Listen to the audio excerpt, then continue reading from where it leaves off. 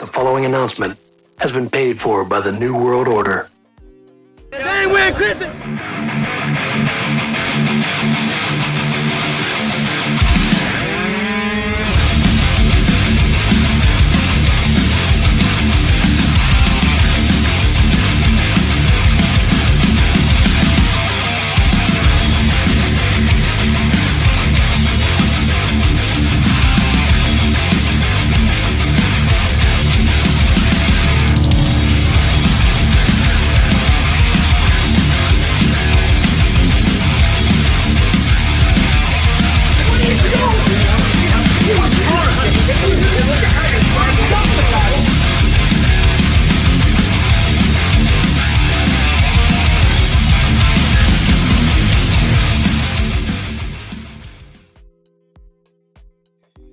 Good evening. Welcome to another edition of the Couchcasters podcast. I'm your sit-in host for the evening, Parker. As with me, as always, Fonzarelli, aka Scott.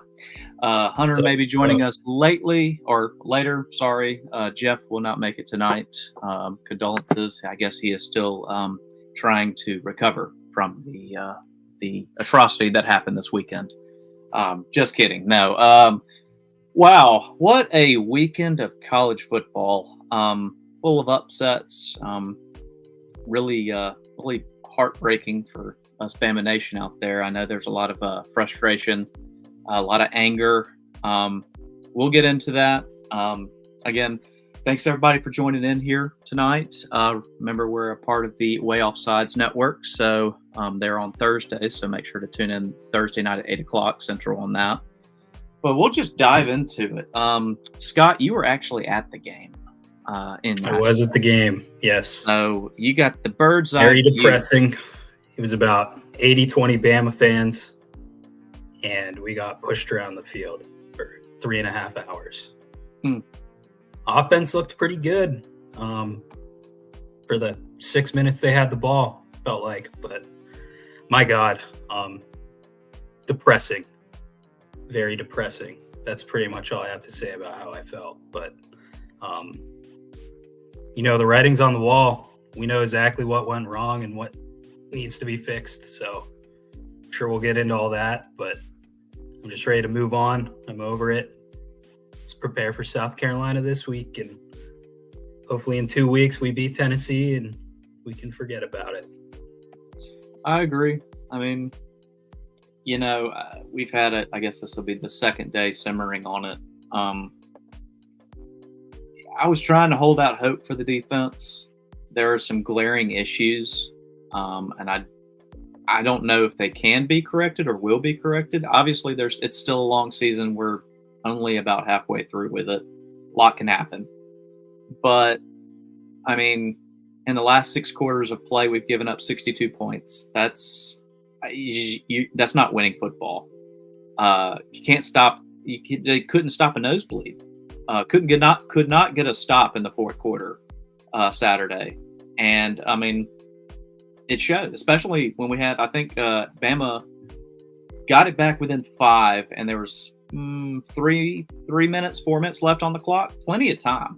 Just could not get off the field, and that's the most probably demoralizing part of it. Now, I did make the statement last week.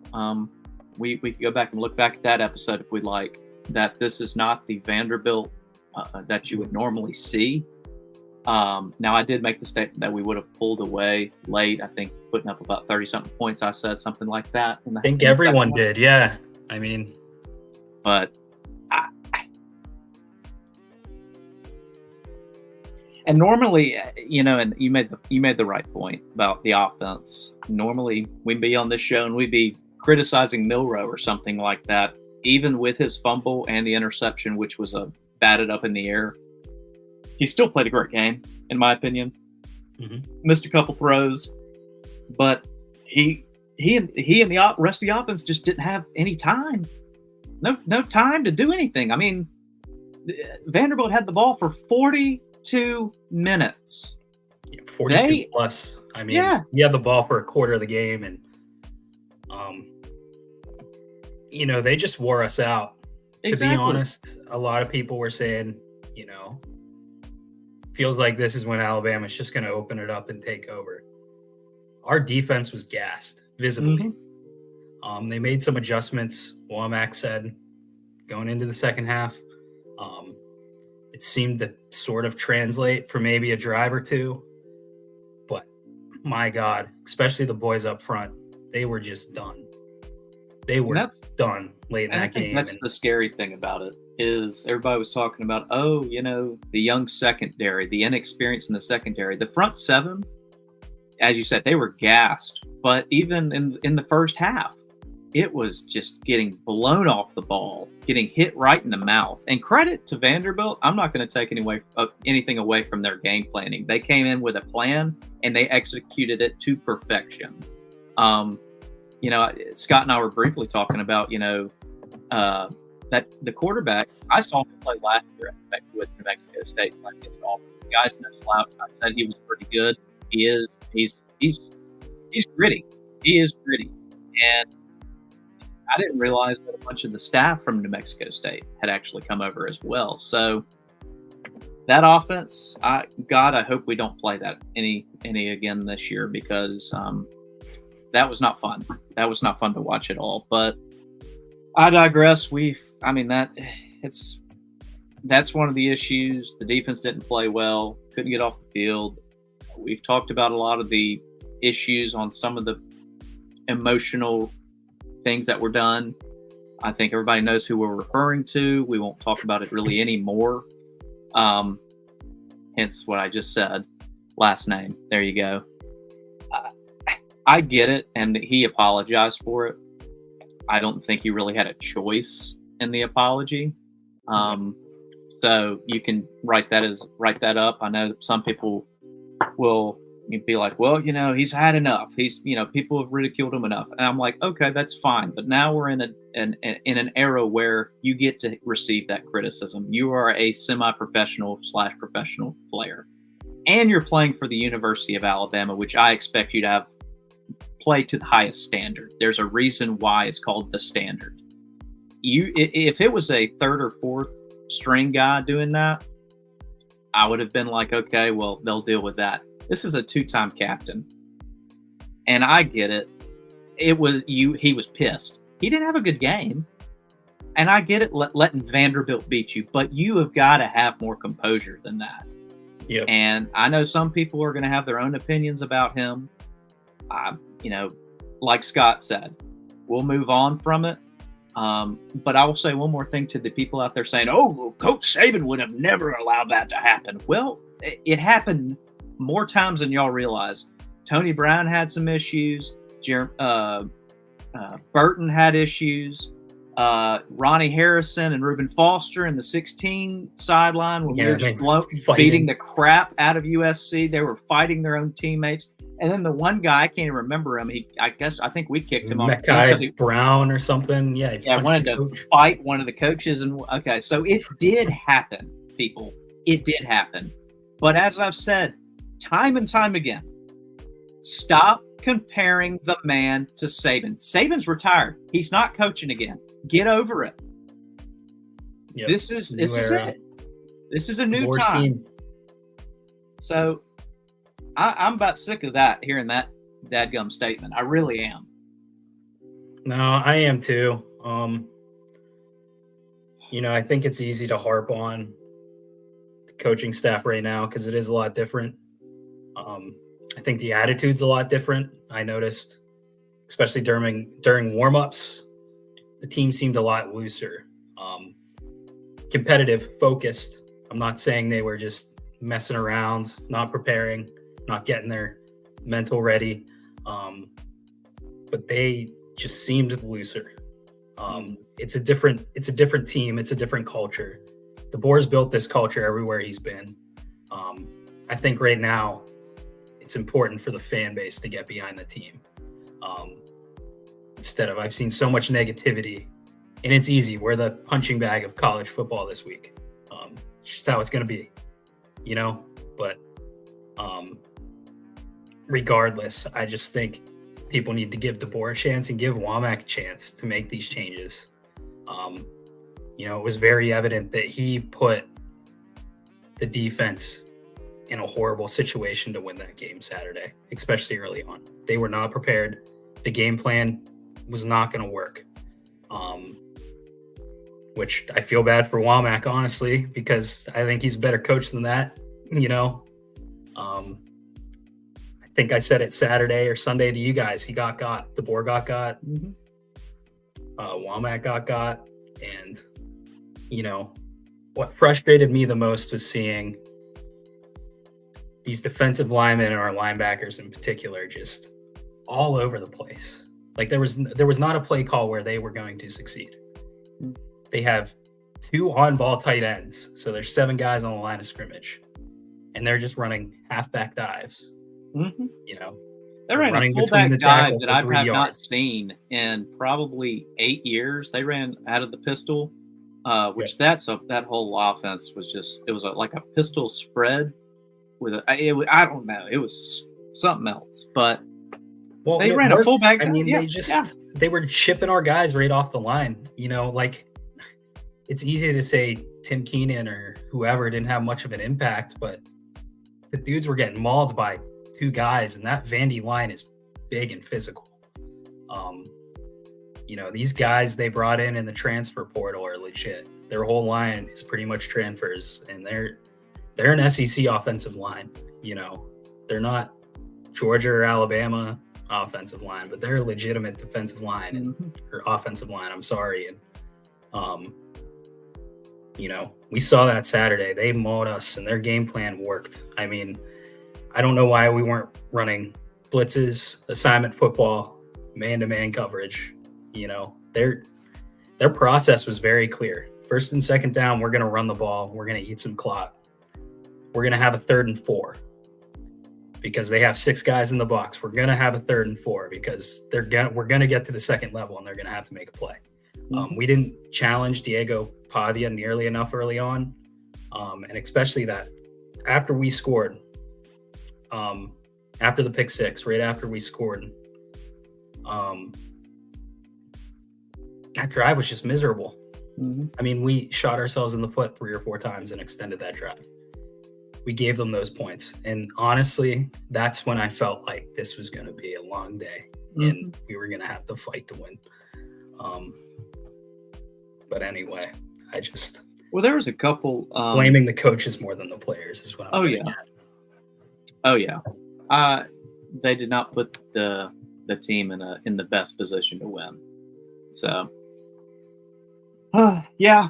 I mean, other than that, too many penalties again. I do think, I don't know how you don't call a targeting on the Kobe Prentice situation.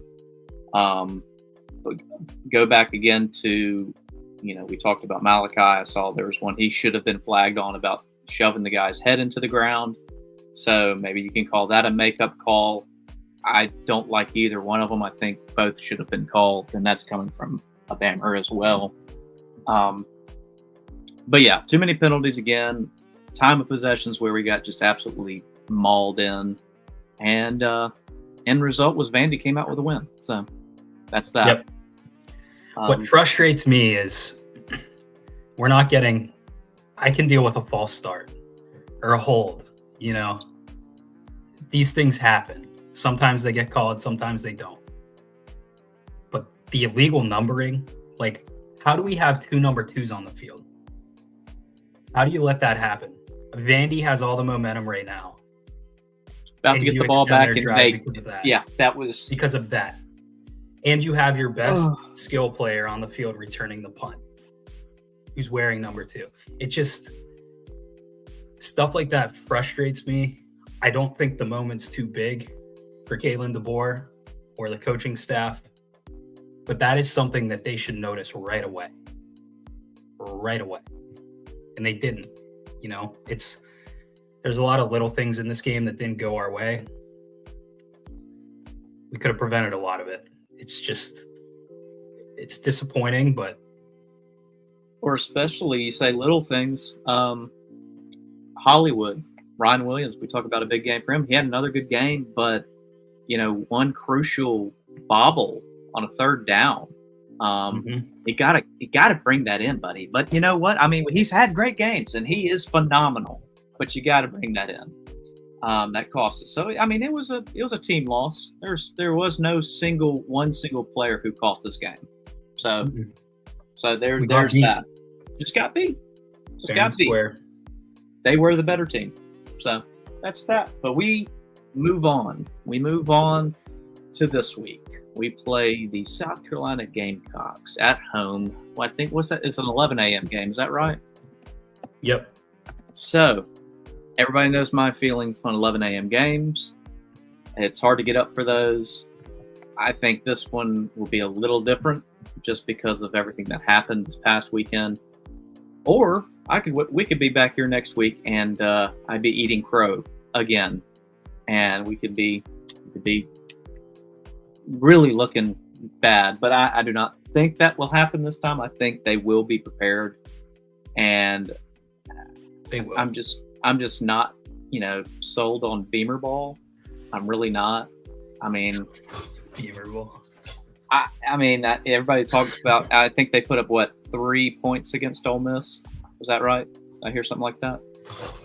Yeah, I mean this is a team that I think is struggling a little bit right now.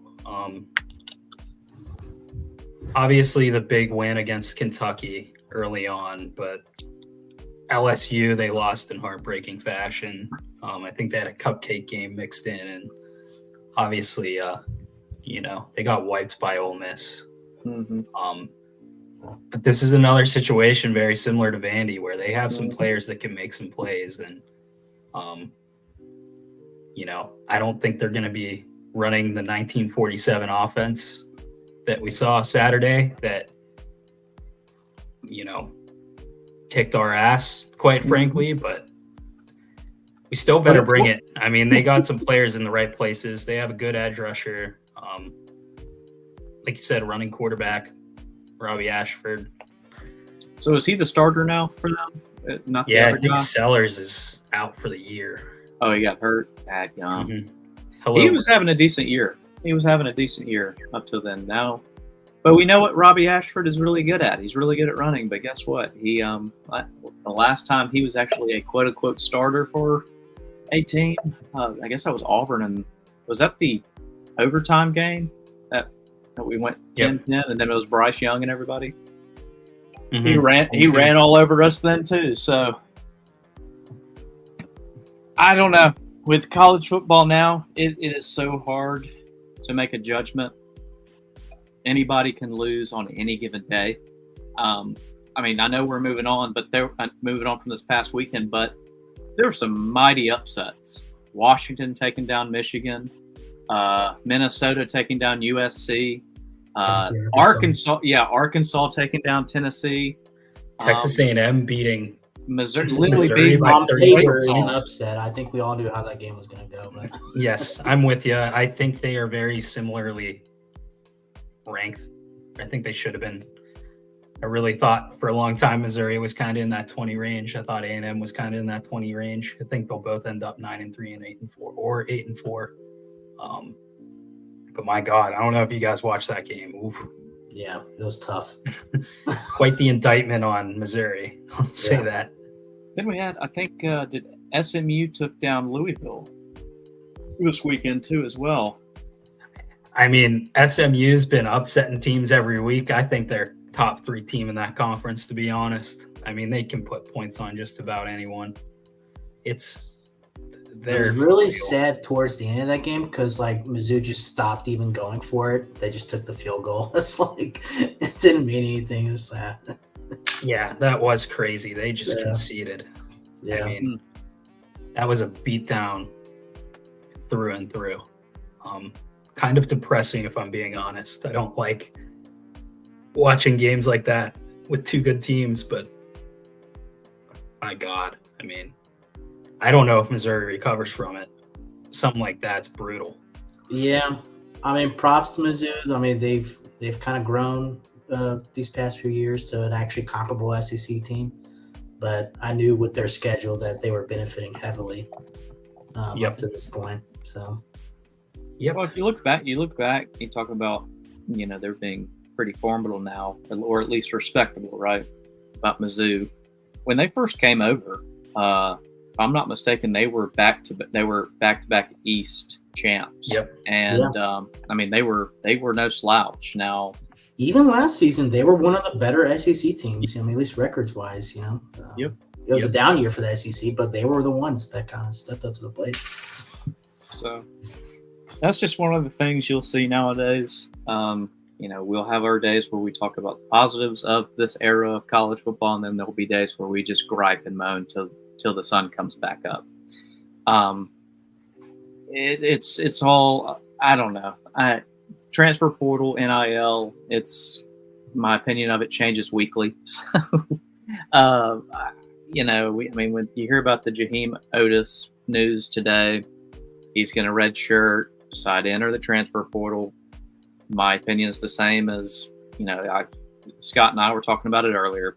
I see both sides of it, but the old player in me, I feel like it's quitting on your team. That is my opinion of it. Doesn't mean it's right, but that's just my opinion of it. And it's one of those things. So the only thing I will say is he's been here and he's been a contributor for 3 years now. He was an anchor on that interior defensive line last year. He rotated with Keenan, but a key player really defensively the past couple years. But he was on a steady decline from what I was reading. Like he was just steadily getting less and less reps. And injuries. Yeah, and stuff. I think he had some injuries, but it just got me thinking about Kane Womack, and he's bringing the scheme in. And what I really like about DeBoer is he took the personnel he has and he built his offense around that. I'm concerned Womack's not doing that. Because you have this guy here who, like I said, solid contributor the past 2 years, and you can't find a way to make him productive. Mm-hmm. Yeah. I tell you what, we could have used him Saturday. Because he eats blocks. And we were not hitting the gaps fast enough or hard enough because we couldn't get there. Yeah. And if you're going to put 6 guys in the box with 7 guys on the line of scrimmage, you need some beef up there. And I love Tim Keenan. He's had a great year so far, but he was not getting it done. I think if you have Keenan and Otis out there, you got to work a little harder. I mean, Keenan, Otis, and Overton. Yeah. I mean, and I know I have a very sneaky suspicion and feeling that we're going to lose another one, being Keon Keeley. He was highly touted, and I'm afraid that we haven't seen him, but I'm afraid he's going to be one of those guys who's going to leave after this year too. It just hasn't been developed. Obviously, big change with 2 different coordinators. He was a freshman last year, if I'm not mistaken. He's a redshirt freshman this year. Mm-hmm. So I get it. Maybe he stays another time. Maybe other people pass him by. I don't know. He is one that I'd be definitely watching, especially with the Otis news. So yeah, like I was saying, I mean, I think he fits that mold too, where it's like we moved him around so much, and Womack may be trying to make him something he's not. I mean, it's probably not Kane Womack's decision. He's probably not the guy making all these decisions, but whoever's making these decisions on the defensive side of the ball, whether it's the head coach or the defensive coordinator, put these guys in situations to excel. We talked about the game plan already with Vanderbilt, and they didn't do it then. This is another way you maximize the personnel. Don't push them into a scheme. If Keeley's an edge rusher, he's an edge rusher. He doesn't need to be an end, He can be a guy that rotates in on passing downs and just blitzes. Mm-hmm. Fine. That's how you have to use him. Use him. If he's great at it, that's how you use him. I don't know if he's a hand in the dirt guy, and that's kind of the way it seems to be trending. So obviously we'll see. He may end up being a really, really good player for us. He may just fizzle out. He may just never get the opportunity and excel elsewhere. But that's something that's kind of thought about. Could not be true. I don't know. But something that concerns me a little bit, having a guy like Jaheim Otis who is a voice, has been a good player for us to just do this. I mean, it sucks. I mean, he was productive for the as you said, 3 years. He started 13 games. I don't know. I don't know. This day and age is just crazy. So I don't know. But I mean, looking out over the rest of the week, or looking over this coming week, we've got a couple good games coming up as well. Oklahoma, Texas, and the Red River Rivalry. It's another good one. Scott told me that Texas has the Oklahoma bug, and they just really, really struggle with them. It's kind of like us with They Auburn. do. Doesn't matter what state the team is in, they'll put up a good fight. Yeah, I think, don't quote me on the exact numbers, but I think the past maybe 10 years, Oklahoma's won 7 of them. Yeah. And I know Texas has been down and Oklahoma was on top for a while. Oklahoma was a consistent playoff contender and Texas was going through the Herman era, which was not good. But, if Oklahoma is going to bring it for one game this year, it's going to be this one. So I'm really curious to see how this plays out because Texas is really the only team that hasn't looked vulnerable. They haven't really had the opportunity to look vulnerable. That's true too. It's going to set right into intriguing. where, yeah, exactly, because it goes into this game and then Texas. Then do they go on the road or do they play Georgia at home? Because they'll play them the following week, which will be I believe something. that is a home game. Okay.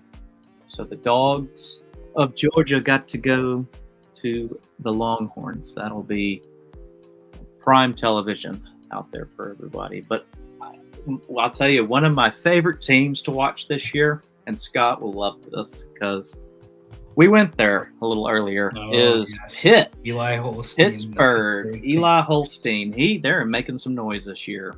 They do got to go across the country this week, though. They got to go play Cal, who is coming off a loss, just a crazy loss against Miami. Which, there you go again, 2 weeks in a row, Miami somehow gets by. They get their call and run away. Yep.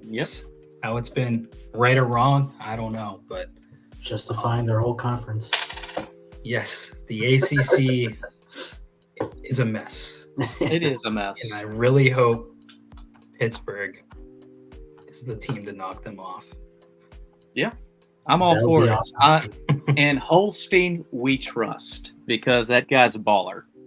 We knew it when he was at Alabama. It's just unfortunately he was never given that shot because of the talent ahead of him, and it wasn't going to work out. Now, situation fits him perfectly, and I wish him nothing but the best. I want him to go out there and just light it up every weekend, because I love seeing guys like that excel. I do. The guy plays the game the right way. So. And I also just love watching Pittsburgh. They're just a fun team to watch. So I was staying up They till used to be 1:30 last night watching the Steelers. Oh yeah, wasn't that great? It actually was a very good game, but I will say, I had Freiermuth because of the bye weeks. They were killing me, so I took Freiermuth off the bench, and he actually came in clutch and won me my game this week. So shout out to Freiermuth. hey, there you go. there you go. Except he got the But he had the the fumble at the guy I end. was going Really against doing had a Pickens, and he only game. got like 4 points, so that helped. That's crazy. Yeah, it was a tough watch. That one hurts. But no, man, the Pitt Panthers are legit. I'll tell you, they got that coordinator from Western Carolina. He brought along some talent. They had some good talent at receiver already. But the offensive line and the defense were really questions. And, they've held their own. They're a good little team. I hope they keep winning. Absolutely. I know they have Clemson and SMU and It's going to get difficult. another Clemson's. It tougher looks like ACC Clemson's opponent, turning but- around now too. So that's another thing. I was like, well, everybody was saying they're holding the white flag up. They're done. Dabo's done. Well, apparently looks like Cade Klubnik has learned how to throw the deep ball. So we'll see how that turns out. They learned how to balance the offense. It's working. Yeah, it's all about using your playmakers, keeping the momentum going. Whatever's working, got to roll with it. Yep. We also got Florida and Tennessee this weekend. Florida actually looking okay. Not saying that they're world beaters, but if Billy can go into Tennessee and get a win, yeah, he could do that. Discussion might be off of the hot seat if he could go in and beat Tennessee. Tough task to pull off, but I've seen crazier things.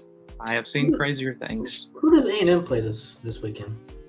Who does A&M play this weekend? I wouldn't be surprised if they had a bye. I Yeah, I think don't they realize do. how front heavy they were with conference games. I think they do Yeah, have they a have a bye. Okay. Yeah, Then you got though too. Ole Miss, LSU. That's set up to be a pretty high scoring game because LSU's defense they're non-existent anymore, especially with Harold Perkins being gone now. For a while, it feels like.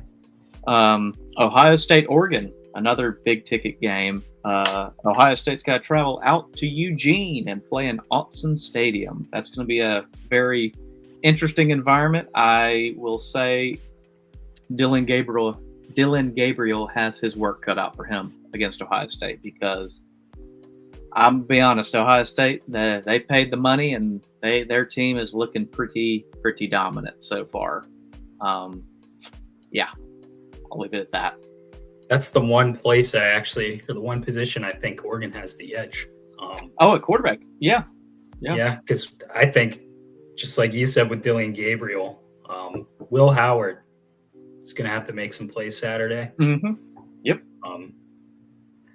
Hasn't had to do that yet up in Columbus.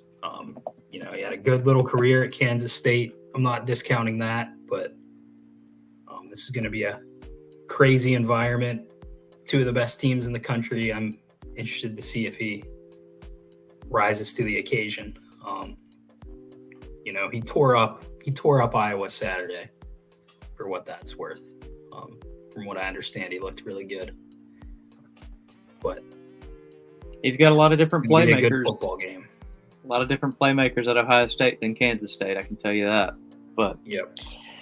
A lot of people were talking about him early on in the season. They didn't even know if he was going to even start for Ohio State with how many quarterbacks they have over there. But, he hasn't done anything to lose them any games yet. So we'll see. And then, on the back edge, looking at Iowa State, West Virginia. West Virginia kind of started out flat at the beginning of the season, and then they've rattled off a couple wins here and there. Kansas State and Colorado. That's another interesting one right there. I actually have picked Colorado to win that game. It is in Boulder. So, I just got a feeling they're having hot. I want to say hot flashes, but that's not the correct terminology for it. They're having sparks of where they could be really good. It's just if they can all play as a unit, as a team, to get the best. That's really hard to say that with a Coach Prime team, since it seems like the only people you ever hear about is Shador and Travis Hunter. I don't know. I just got that feeling that Colorado is going to win this week. Just got a feeling. I hope not. And then the late games, Boise State and Hawaii. And Boise State's one of those sneaky teams. If they can stay on track, they could be one of those 12 teams, get into the last spots on the 12 teams. So they're looking exactly what they need to do, looking like exactly what they need to be, and they need to do to get to that point. So we'll see. But I don't know. You guys got anything else? I do. Go ahead. Tennessee has won twice against Florida since 2004. Wow. So, what a stat. Okay, I did not know that. Yeah, similar to Texas and their Oklahoma problems. Just saying, look out. Since 2004? Yeah. Holy cow. Okay. Yeah, that So actually is in 20 years. Wow. Yeah, they cannot beat Florida. So they're 18-2. Oh man, that's brutal.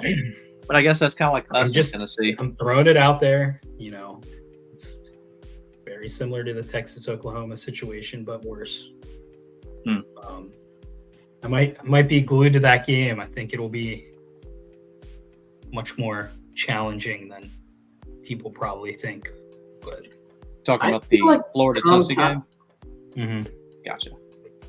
I feel like come SEC championship talk, it's going to be a fascinating conversation to see where I feel like almost aside from Texas and actually Texas A&M, everybody's kind of in a similar boat. Yeah, it's actually shaping up to be really cool, interesting. I'm going to go Really ahead and college say that football. there's only going to be and college football as a whole. I mean, just even the ACC has ended up incredibly competitive. I know it's not of the same stature as maybe the Big Ten or the SEC, but the ACC and Big 12 are, looking like gauntlets too. I really have no idea at this point who's going to make it through. It's been competitive football, and I really do like watching that. I don't like where, everybody loves when their team is just beating somebody by 40-something points. I mean, I get that. We relish in that sometimes. But however, those competitive games are just so fun. It's every play counts. Every play matters. One little mistake could cost you, and I love that. Yeah. I feel like it's almost kind of proof about how I feel like they do the rankings too early. It's like it doesn't matter. You could be number 1, number 4, like a Georgia, or even an Ole Miss. Doesn't matter.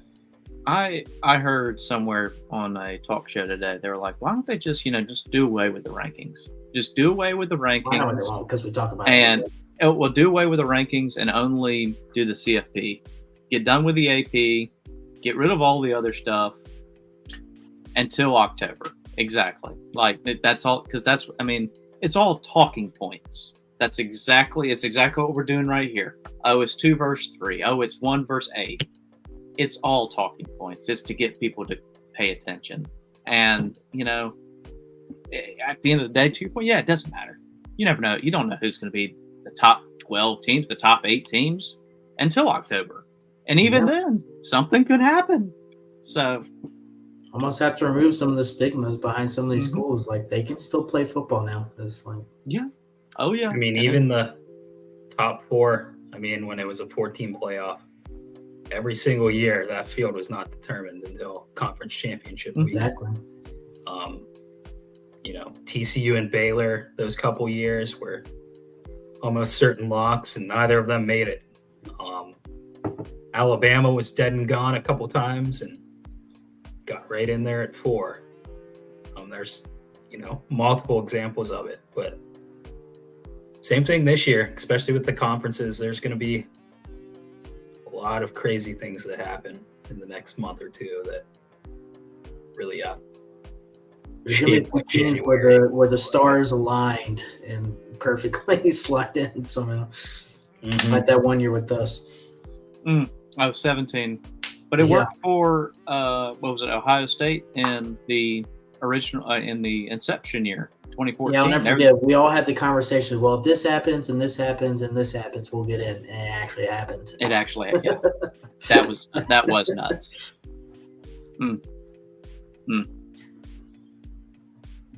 Well, y'all got any other points on it? We'll go ahead and get this wrapped up.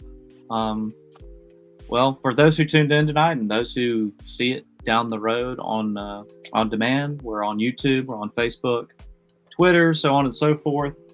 We appreciate everybody joining in tonight. Remember to tune in on Thursday night for the Way Offsides gentlemen.